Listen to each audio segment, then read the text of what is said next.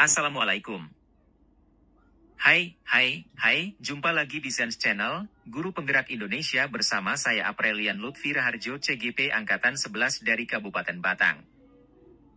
Pada kesempatan kali ini saya akan mengkoneksikan paket modul 1 mengenai filosofis pendidikan menurut Bapak Pendidikan kita Ki Hadjar Dewantara, nilai dan peran guru penggerak. Visi guru penggerak serta penerapan budaya positif di sekolah. Baiklah, tanpa berlama-lama lagi, kita lanjut ke pembahasan. Sebagaimana kita tahu, pendidikan bertujuan untuk menuntun segala kodrat yang ada pada siswa. Agar mereka dapat mencapai keselamatan dan kebahagiaan setinggi-tingginya sebagai manusia dan sebagai anggota masyarakat. Untuk mencapai kebahagiaan yang dicita-citakan siswa. Seorang guru sebagai fasilitator hendaknya menuntun siswa agar mampu memperkuat keyakinan akan nilai-nilai kebajikan yang ada pada siswa. Agar mereka dapat mencapai keselamatan dan kebahagiaan setinggi-tingginya sebagai manusia dan sebagai anggota masyarakat. Untuk mencapai kebahagiaan yang dicita-citakan siswa. Seorang guru sebagai fasilitator hendaknya menuntun siswa agar mampu memperkuat keyakinan akan nilai-nilai kebajikan dan menginternalisasikan ke dalam belief sistem siswa yang rasional untuk memunculkan motivasi berperilaku secara intrinsik. Output dari proses ini adalah terciptanya sekolah sebagai lingkungan belajar yang positif sebagai indikator utama keberhasilan penerapan budaya positif di sekolah. Modul budaya positif memiliki dimensi yang sangat kompleks. Untuk mampu menerapkan budaya positif di sekolah kita harus lebih dulu memahami konsep disiplin positif dan penguatan akan nilai-nilai kebajikan. Modul ini merubah mindset saya tentang miskonsepsi peorasi kata disiplin.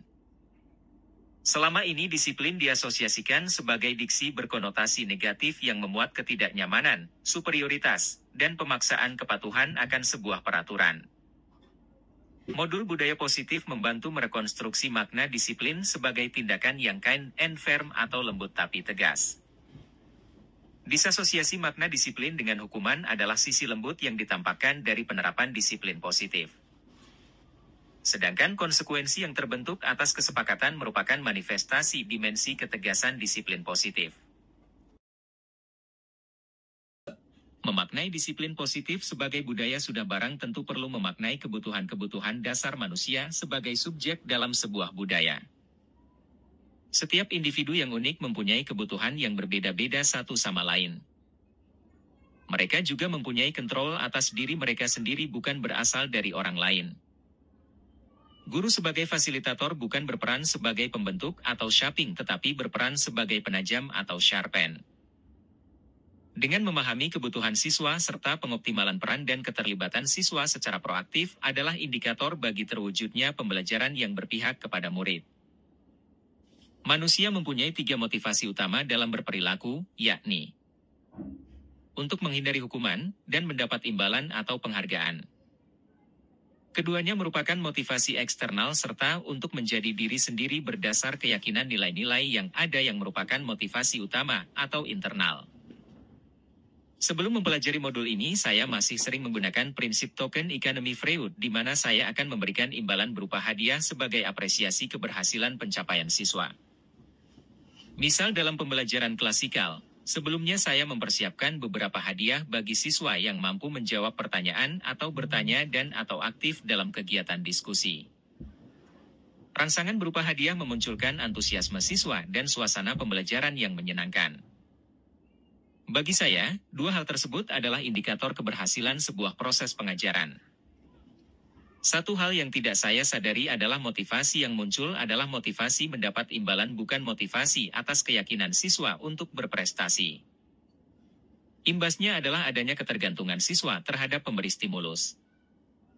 Sehingga ketika stimulan tidak mampu memunculkan stimulus berupa hadiah maka bisa dipastikan respon siswa tidak sesuai yang diharapkan dan partisipasi yang rendah dari siswa. Sejatinya hal positif yang dapat diambil dari token economy yang saya terapkan adalah terjalinnya kolaborasi dan komunikasi interaktif antara guru dan siswa. Di sisi lain, perilaku tersebut mengarah kepada keyakinan nilai konsumtif yang cenderung bersifat negatif. Akan lebih baik jika hadiah diganti dengan pemberian afirmasi positif mengenai keyakinan-keyakinan yang muncul pada diri siswa. Salah satu dimensi budaya positif adalah peran guru dalam posisi kontrol restitusi yang meliputi sebagai penghukum, pembuat rasa bersalah, teman, pemantau, dan manajer. Berdasar pengalaman yang ada, posisi kontrol yang saya terapkan adalah gabungan di antara ketiga posisi, yakni sebagai teman, pemantau, dan manajer. Memposisikan diri sebagai teman saya lakukan di tahap awal konseling untuk membangun suasana yang hangat, sehingga klien atau konseli menjadi lebih terbuka. Peran sebagai pemantau diperlukan untuk menggali permasalahan di tahap diagnosis masalah. Pada posisi ini, saya menggunakan dasar dari anecdotal record dan atau catatan-catatan konseling berupa data-data valid tingkah laku. Karakteristik control manager yang berwibawa. Cenderung netral dan dewasa, tepat untuk diterapkan pada tahap akhir konseling agar konseli mampu membuat keputusan-keputusan secara mandiri berdasar nilai-nilai yang ia yakini. Setelah memahami modul budaya positif, maka kedepannya saya akan menerapkan posisi kontrol sebagai seorang manajer. Mengapa? Karena posisi ini saya anggap paling ideal diterapkan guru dalam proses komunikasi dengan siswa. Seorang manajer membantu menuntun siswa untuk memahami keyakinan terhadap nilai-nilai kebajikan sehingga memunculkan motivasi intrinsik siswa untuk menjadi diri sendiri. Prinsip segitiga restitusi sebagai opsi tindakan dalam penanganan masalah siswa sejatinya mempunyai kesamaan dengan tahapan proses konseling. Hanya saja terdapat perbedaan istilah dalam setiap tahapannya. Pada proses konseling menggunakan teknik konseling realitas yang sering saya terapkan, saya membagi dalam 3 tahapan, yakni acceptance, acknowledgement, dan action atau sering saya sebut AAA. Pada tahap acceptance, saya lakukan di awal pertemuan atau komunikasi sebagai bentuk penerimaan tak bersyarat terhadap konseli.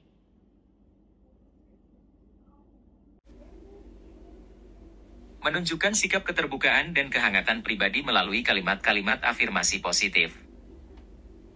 Tahapan ini bertujuan untuk membangun kepercayaan konseli dan menjadi individu yang diterima.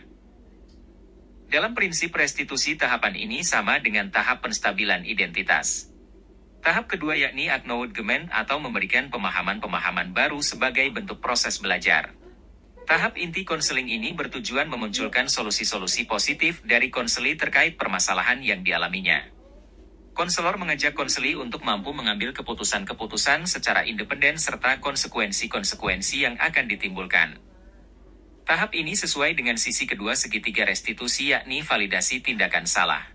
Tahap ketiga yakni action, yakni berupa rancangan-rancangan tindakan nyata yang harus dilakukan konseli di masa depan sebagai langkah pemecahan masalah. Tahap ini dilakukan sebagai tahap akhir atau terminasi konseling. Kesamaan dengan segitiga restitusi adalah pada tahap menanyakan keyakinan. Penerapan budaya positif di sekolah tidak bisa dilepaskan dari peran seorang guru sebagai pemimpin pembelajaran. Budaya positif sebagai langkah kolaboratif memerlukan efektivitas komunikasi antar individu yang saling berinteraksi di dalamnya. Sehingga menurut saya, perlu adanya penambahan materi mengenai keterampilan public speaking yang disematkan dalam submodul. Tujuannya untuk lebih meningkatkan keterampilan komunikasi guru dalam berinteraksi dengan rekan sejawat, siswa, dan seluruh salam guru penggerak. Tujuannya untuk lebih meningkatkan keterampilan komunikasi guru dalam berinteraksi dengan rekan sejawat, siswa, dan seluruh elemen dalam ekosistem pembelajaran. Salam guru penggerak. Tergerak bergerak menggerakkan. Sampai jumpa di episode selanjutnya. Wassalamualaikum.